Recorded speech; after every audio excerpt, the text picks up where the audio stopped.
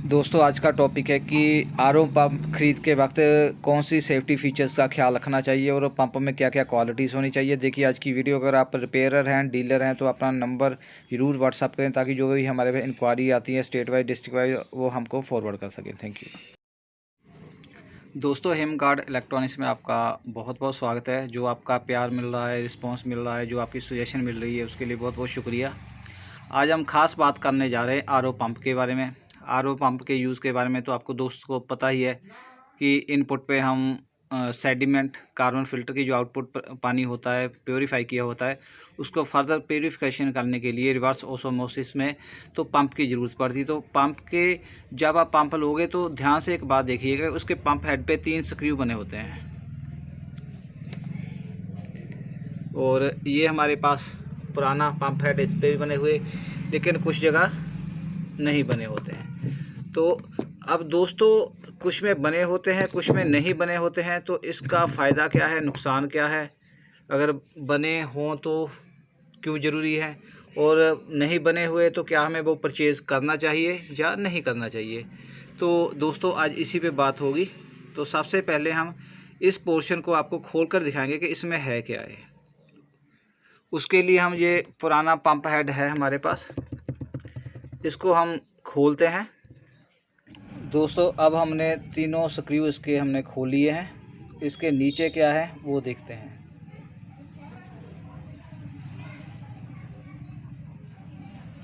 ये इसका अंदर वाला पोर्शन है।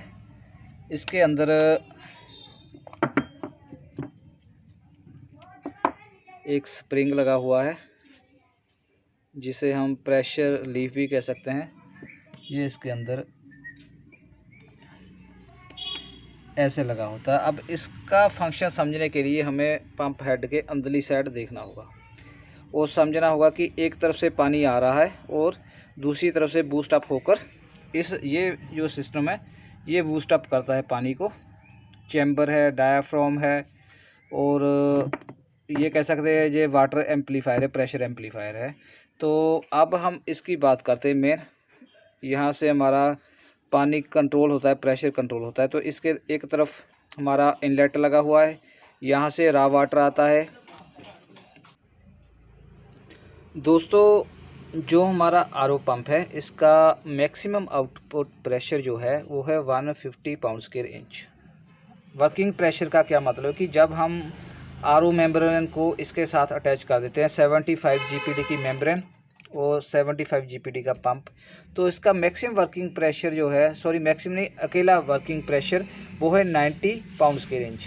तो हमारी प्रेशर गेज जो है उसका जो रीडिंग है वो 90 पाउंड स्क्वायर इंच पे आनी चाहिए। लेकिन मान लो कि मेम्ब्रेन की ब्लॉकेज की वजह से या कोई और टेक्निकल फॉल्ट की वजह से यहाँ जो है 90 के बजाय 100 पाउंड स्क्वायर इंच आ जाता है प्रेशर। तो उस केस में हमारा जो है पंप वो एक्स्ट्रा लोड ले रहा है जिसकी उसको ज़रूरत नहीं। उस प्रेशर को कम करने के लिए ये सिस्टम बनाया गया है। वह या स्प्रिंग कह सकते हैं कि स्प्रिंग लगा हुआ है ये। अब दोस्तों 90 पाउंड स्क्वायर इंच पर तो ये नॉर्मल पोजीशन पे रहेगा अंदरली साइड, और पानी की आउटपुट जो है 90 पाउंड स्क्वायर इंच पे ठीक चलती रहेगी। जैसे ही किसी वजह से 90 पाउंड स्क्वायर इंच से प्रेशर बढ़ गया, मान लो 100 पाउंड स्क्वायर इंच हो गया, तो उस केस में ये थोड़ा सा बैक साइड इसका मोशन होगा, अप साइड मोशन होगा, जो स्प्रिंग को इस तरह से पुश करेगा। अब पुश होने से क्या होगा, जो इसका होल है यहाँ से पानी ऊपर एंटर करेगा जो एक्स्ट्रा प्रेशर था उसकी वजह से, और वो वापस इनपुट पे चला जाएगा यहाँ पे। और यहाँ जाने का मतलब कि यहाँ से बाहर नहीं, इसके अंदर इस साइड से वापस चैम्बर में आ जाएगा। आप जानते हो इसके 3 चैम्बर होते हैं। तो वो प्रेशर जो है दोबारा फिर फीडबैक का काम करेगा, जो पानी का प्रेशर फर्दर इसके साथ जो है एडजस्ट हो जाएगा।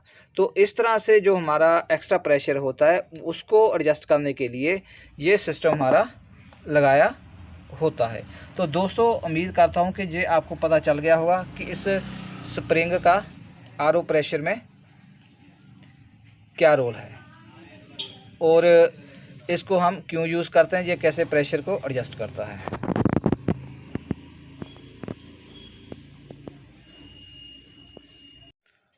दोस्तों अब हमने सेकंड पंप खोला है। अब इसका इंटरनल स्ट्रक्चर देखेंगे, जैसे इसका हमने आपको दिखाया है इसके क्या बेनिफिट्स हैं।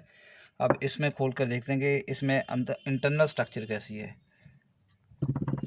तो दोस्तों ये इसका diaphragm system as it is जो दूसरे में। दोस्तों ये इसका डायाफ्राम सिस्टम और पिस्टन असेंबली। इसमें दोस्तों क्या होता है कि इसकी जो पानी इनपुट पे आता है वो 3 जगह रिसीव होता है और अंदर इसके पंपिंग जो होती है, ये हमारे जो सिस्टम लगा हुआ है, चैम्बर लगा हुआ है, जब ये आगे पीछे होता है, टू एंड फ्रो मोशन करता है, तो यहाँ पंप प्रेशर जो है बूस्ट अप होता है। तो इसी को आगे जो है बूस्ट अप करके पानी हमारा यहाँ इकट्ठा होता है, यहाँ से होकर बाहर जाता है। अब हम मेन इसकी बात करेंगे, तो दोनों को सामने रखते हैं, आपको कंपैरिजन बेटर दिखेगा। तो दोस्तों जैसे मैंने आपको बताया था कि अगर ओवर प्रेशर हो जाए, ब्लॉक हो जाए मेम्ब्रेन, तो उसके इसमें जो है ऑप्शन रखी हुई है, सोल्यूशन रखा हुआ है। लेकिन अगर इसको देखें जो ऑर्डिनरी पंप हेड है, तो उसमें जब प्रेशर बढ़ जाएगा कि ब्लॉकेज की वजह से, तो यहाँ जो है कोई वाल्व नहीं रखा हुआ है, स्प्रिंग नहीं रखा हुआ है कि बैलेंस हो सके, एडजस्टमेंट हो सके एक्स्ट्रा प्रेशर की। जैसे 90 पाउंड के इंच का मैंने बताया था, अगर उससे बढ़ जाए प्रेशर तो पंप हेड कैसे मैनेज करेगा। तो ये है आम पंप हेड का इंटरनल स्ट्रक्चर, और ये है एक टेक्निकल अच्छी आरओ पंप हेड की पहचान। तो जब भी आप पंप हेड लें तो इंटरनल स्ट्रक्चर या फिर इसकी बैक साइड की स्ट्रक्चर देखें और फिर ही पंप हेड परचेज़ करें। तो इसमें आपको काफ़ी नुकसान हो सकता है, आपका पंप ख़राब हो सकता है, सप्लाई ख़राब हो सकती है अगर मेम्ब्रेन या एफआर ब्लॉकेज हो जाए, क्योंकि इसमें कोई ऑप्शन नहीं दी हुई है कि अगर प्रेशर ज़्यादा बैक प्रेशर हो जाए, 90 से ऊपर हो जाए, 100 हो जाए, 120 हो जाए, तो इसमें को कैसे मैनेज करेगा। इसमें कोई ऑप्शन नहीं है और इसमें ऑप्शन है। तो दोस्तों इन चीज़ों का ख्याल रखें। तो नेक्स्ट वीडियो के साथ और जानकारी लेकर हाजिर होंगे। तो इसलिए दोस्तों जब भी आप पंप या पंप हेड परचेज़ करें तो विद स्प्रिंग एडजस्टमेंट हेड या पंप लें। इस तरह का पंप हेड ना यूज़ करें, क्योंकि इसमें सेफ्टी फीचर नहीं है। इसमें पंप का ख़राब होने के चांस ज़्यादा होते हैं और मेम्ब्रेन ब्लॉक होने के कारण जो है हमारा एसवी और साथ साथ हमारी एसएमपीएस भी ख़राब होने के चांस बढ़ जाते हैं। तो दोस्तों जब भी आप पंप लें या पंप हेड लें तो उसके ऊपर इस तरह के जो है स्क्रू के निशान ज़रूर हों, या फिर इसके अंदर ही कोई ऑटोमेटिक सिस्टम होना चाहिए कि जब भी मेम्ब्रेन ब्लॉक हो जाए या फिर हमारा पंप ज़्यादा प्रेशर निकाला हो जिसके हमें ज़रूरत नहीं है, तो वो ऑटोमेटिकली एडजस्टमेंट हो, तो ऐसा हमें पंप हेड परचेज़ करना चाहिए। तो दोस्तों उम्मीद करता हूँ ये वीडियो आपको बहुत अच्छी लगी होगी। Thank you.